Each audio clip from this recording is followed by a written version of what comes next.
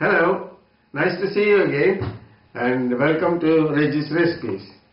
And tonight we're going to show you how to make puri and chapati, because the dough is the same for both puri and chapati. Only difference is how you make them and how you cook them. So we'll get on with making a dough. What you need, usually people use water for mixing the dough, but I found that when I put milk and water, the chapati gets softer and layered in layers, so it is nice to eat chapati with a layered way and with a curry or something complement, which in the future series I'll show you them. Let us get on with making a dough. The dough is already almost made, but the important thing is that you need to knead it very well so that it is all mixed up properly. Some people say that it is best to make a dough about half an hour and an hour or even 15 minutes before cooking, but I did not find much difference. Probably the expert cooks might have some idea why they do it. So some people, they fold the dough in oil, or I usually do it on a bit of a plain flour, so that when I'm rolling the chapati or the puris, it won't stick to the surface on which I'm doing. This surface is nicely cleaned and it is ready to fold. And I put a little flour there, and meanwhile I'll go and switch on the oil, for which we are going to make the puris.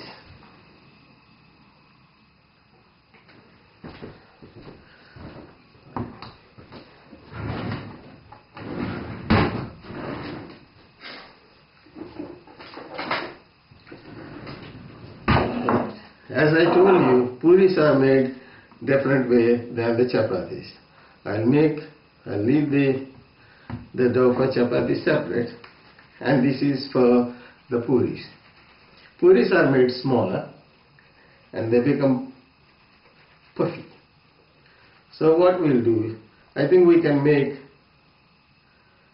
2 puris out of this.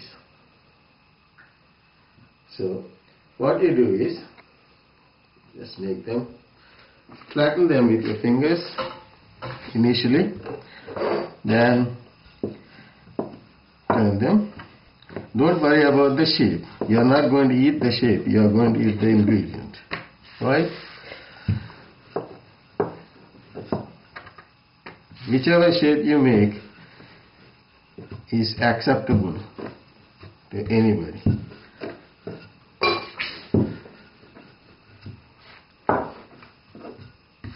This is one puri. Leave it there and put another bit of flour so that it does not stick to the surface. If you want to master, I'm still doing it, to make it round, just make sure that when you flatten it, to come to the somewhere similar to a circle or a round shape. Then do all the directions all the way, so it came round. Look at that. Look at round puri. That is puri. Right. Now I'll show you how to make a chapati. Chapati is made, as I said, you need to be layering. Then you will appreciate the texture, the taste, the one you are dipping into the sauces. It will make a difference. So start doing it.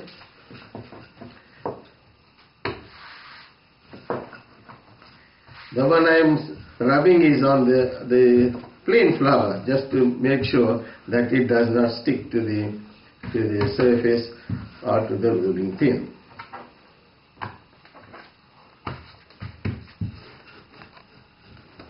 We are going to have a nice big chapati here.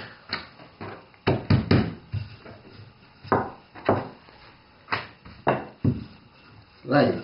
Now what you do is, to get the the layering of the chapati, you put ghee, oil, butter, anything you like, anything oily over it, and spread it over. Spread it nicely all over its surface. Just avoid the edges so that it does not. Then roll it into like a little carpet. Roll it nicely. And then turn it. And turn them just like fold them into a nice small snake. And then press it. So the all oil is there. It is folded. And oil is in there and made into a nice round shape. Now you fold. Now you make it, spread it. So all the folds you will get inside.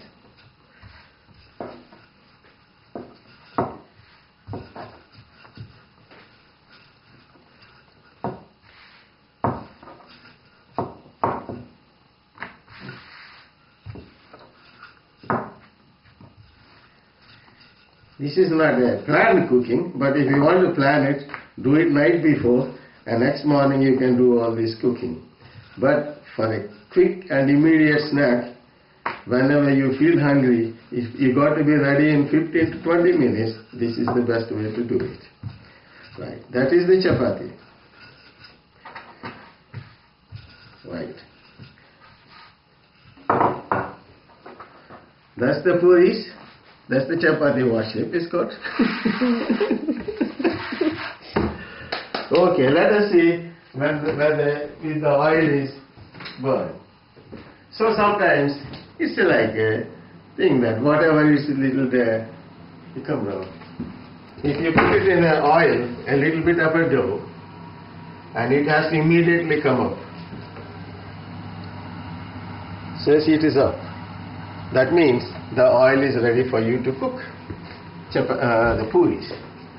Turn it a little down. Right.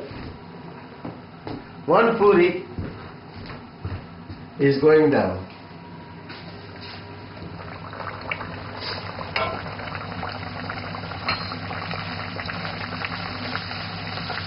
Look how it is puffed up.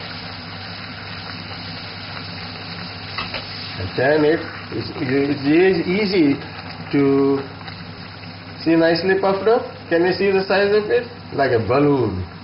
But don't leave it too long in the oil because it's easy for it to burn quickly. Then take it off. Oops. Take it out and put it on just to put it on a kitchen roll so that the oil is, look at how it is puffed up, and then I'm going to show the next one. Okay.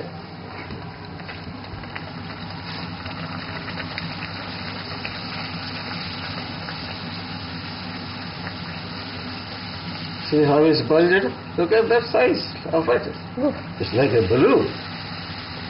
See, because it has got two layers, it's easy to burn with oil if you don't turn it quickly. Meanwhile,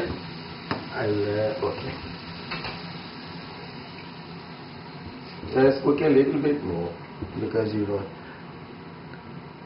need it to be nice and crispy and flaky. So that's how it got to be, like a golden brown.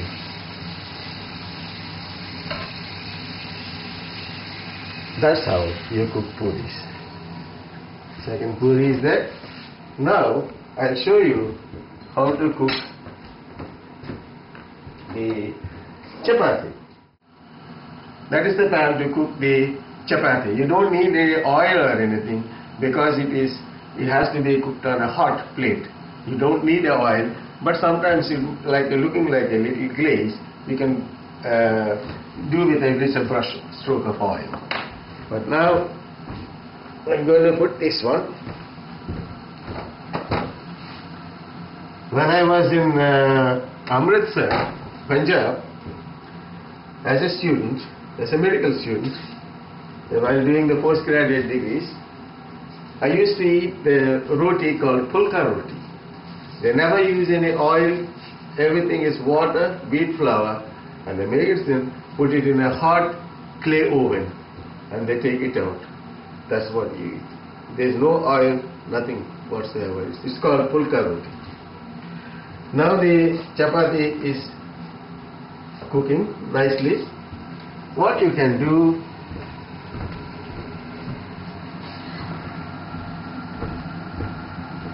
put a little brush of oil.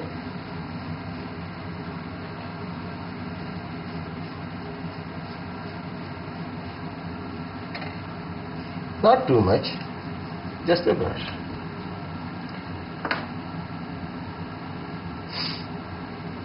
And now, when you see these little blobs coming up, these are blobs.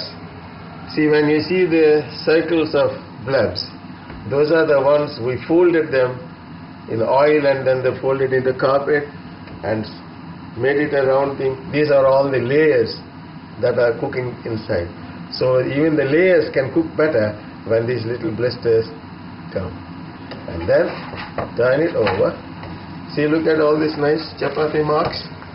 That's what you have to do. Then a little stroke of oil.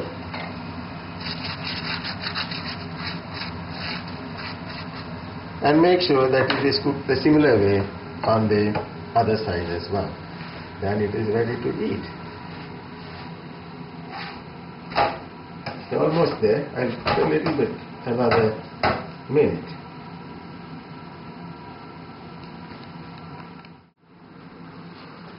With the same type of dough, same mixture, we made puris and we made chapatis. The puris always puff up. When you see the texture, it's like flaky, little flakes of thin layer. But in chapati, you got the layers. Look at the layers of chapati. That's how when you eat with a vegetarian dish, look at the layers. When you eat with the vegetarian dish or the non-vegetarian dish, you can dip them like that. Use your hand, dip them into curry and have it. Lovely? And it tastes like a puri. See that? Remember, as I told you in the first series, eat with hand, make with hand, use your hands. Okay? Thank you for watching. But in the other coming series, I will show you the complement that you eat the puri with, and the complement vegetarian or non-vegetarian you eat the chapati with. And thank you very much again all for the tweeters and Facebook readers. Thank you. Lovely to see you again. Bye for now.